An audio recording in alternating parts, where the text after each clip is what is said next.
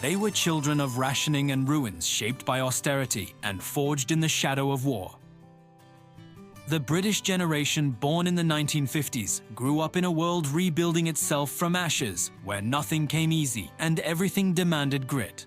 This wasn't just survival, it was resilience carved into an entire generation's DNA. Bomb sites remained playgrounds well into the 1950s. Children navigated rubble-strewn streets where buildings once stood, creating games amid destruction that adults pretended to ignore. The landscape itself taught lessons about impermanence and adaptation. Sweets stayed rationed until 1953, meaning birthday celebrations involved creativity rather than abundance. Mothers queued for hours to secure sugar, butter, or meat, while children learned patience became a virtue out of necessity. Families shared bathrooms down hallways, heated single rooms with coal fires, and considered outside toilets normal. Privacy was a luxury nobody expected. Winter meant scraping ice from inside bedroom windows and dressing under blankets before dawn. Chillanes, colds, and coughs were constant companions through months where central heating remained a fantasy for working-class families, yet nobody complained. Or rather, complaining accomplished nothing when everyone endured identical hardships.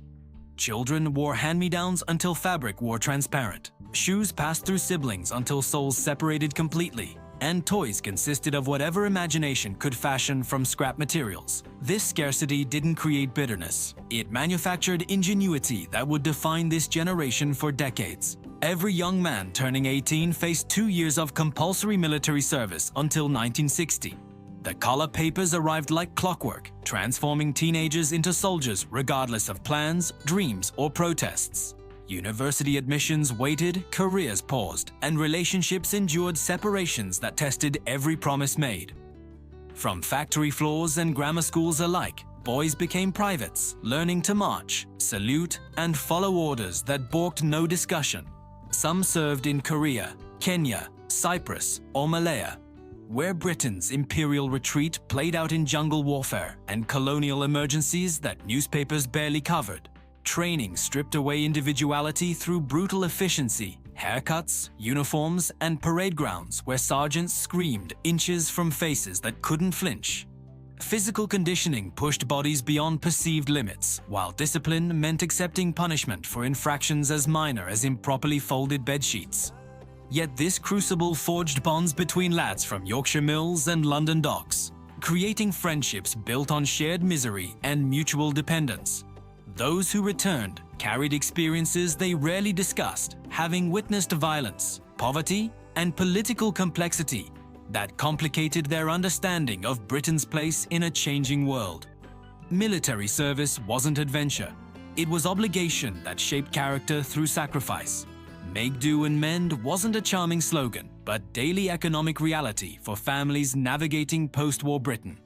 Wages remained suppressed while rebuilding absorbed national resources, meaning working-class households operated on budgets that allowed zero margin for error. Women darned socks until more thread than original fabric remained, turned shirt collars when fraying became visible, and unpicked old garments to reknit wool into new configurations. Nothing was disposable because replacement costs exceeded weekly earnings. Fathers worked 60-hour weeks in factories, mines, and shipyards for wages that barely covered rent and food. Hire purchase agreements paying weekly installments for furniture or appliances represented the only path toward household improvements most families could access. A new wireless or washing machine meant years of careful budgeting and sacrifice elsewhere, transforming purchases into family events marked by genuine celebration. Meals revolved around cheap cuts, organs, and vegetables stretched through soups and stews that fed six from ingredients costing shillings. Meat appeared Sundays if fortune smiled. Otherwise, bread and dripping sustained workers through physical labor that demanded calories nobody could afford. This generation learned that wanting and having occupied entirely different universes, and that survival required accepting limitations without surrendering dignity. Would today's society withstand the same level of sacrifice that post-war Britain accepted as normal? The 11+ examination determined futures with brutal finality. One test taken at age 11 separated children into grammar schools or secondary moderns, creating educational pathways that rarely intersected again. Families celebrated grammar school placement like lottery wins because it represented the singular opportunity for working-class children to access university and professional careers. Failure meant technical training or factory work regardless of late developing talents or interests that emerged afterward. Teachers wielded canes freely, and corporal punishment remained standard discipline for infractions ranging from talking in class to incomplete homework. Classrooms held 40 students seated in rigid rows where silence was mandatory and questions indicated insolence rather than curiosity. Learning meant memorization and recitation, not discussion or critical thinking, as education emphasized obedience alongside academics. Grammar school students studied Latin, French, and classical literature, while secondary modern pupils learned woodwork and typing the system explicitly, preparing children for different social classes. University attendance required passing advanced level examinations with marks high enough to secure one of the limited available places, meaning most grammar school students still entered workforce rather than higher education. This generation learned that opportunity came once, and missing it meant accepting consequences that followed for life. Families lived doubled up in homes never designed for multiple generations. Newlyweds moved into in-laws' spare rooms or more commonly shared bedrooms with siblings who resented the intrusion. Housing waiting lists stretched years long, leaving young families trapped in overcrowded conditions where privacy became theoretical concept rather than daily reality. The government launched massive council estate construction programs, creating new communities from nothing on city outskirts. Families relocated from Victorian slums to modern flats with indoor plumbing and separate bedrooms, experiencing conveniences their parents never imagined. Yet, these estates lacked established communities, shops, or transport links, leaving residents isolated on concrete landscapes where noneness couldn't compensate for lost neighborhood connections. Tower blocks rose across British cities, promising modern living while creating social problems nobody anticipated. Isolation, crime, and alienation festered in buildings where neighbors remained strangers behind identical doors stacked vertically. For those still waiting, conditions worsened as landlords neglected properties and slum clearances demolished homes without providing alternatives. Families navigated years in temporary accommodation, moving repeatedly as councils shuffled housing lists according to bureaucratic priorities that rarely matched human needs. This generation learned that home wasn't guaranteed, and that gratitude for basic shelter meant accepting whatever became available. The National Health Service launched in 1948, promising free healthcare for all citizens regardless of income. This generation became the first to grow up where illness didn't automatically mean financial catastrophe for working families. Before the National Health Service, doctor visits cost wages families couldn't spare. Hospitals charged fees that bankrupted households, and dental care remained luxury that working-class children never received. Suddenly, prescriptions, surgeries, and childbirth came without bills, transforming what preventative care meant for communities previously making impossible choices between medicine and food. Yet, the system struggled under demand nobody predicted. Waiting rooms overflowed, appointments required patience, and hospital stays meant wards, holding dozens where individual attention competed with overwhelming need. Doctors still made house calls, arriving with black bags containing stethoscopes and prescription pads, treating illnesses in bedrooms where coal fires provided only warmth available.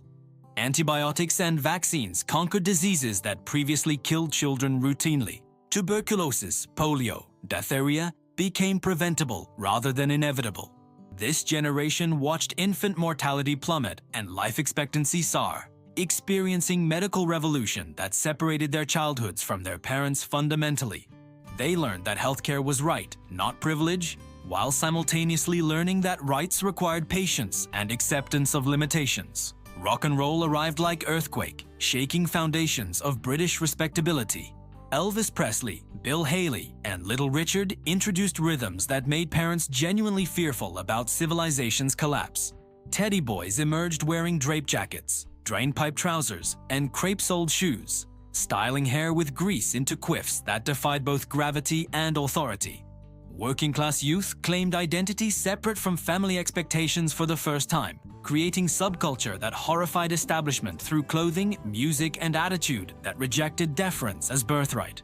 Coffee bars replaced pubs as meeting places where teenagers gathered around jukeboxes, drinking frothy coffee, and discussing American culture that seemed impossibly glamorous compared to grey British reality. Cinema meant Hollywood glamour and American prosperity that highlighted British austerity's continuing grip. Marlon Brando's motorcycle jacket or James Dean's red windbreaker represented freedom. British youth couldn't access but desperately wanted. Radio Luxembourg broadcast after dark, delivering American music that the British Broadcasting Corporation wouldn't play, creating secret soundtrack for generation finding its voice. Youth culture emerged not through wealth but through defiance of expectations as working-class teenagers claimed Friday night wages for themselves rather than contributing every penny to household budgets like previous generations accepted.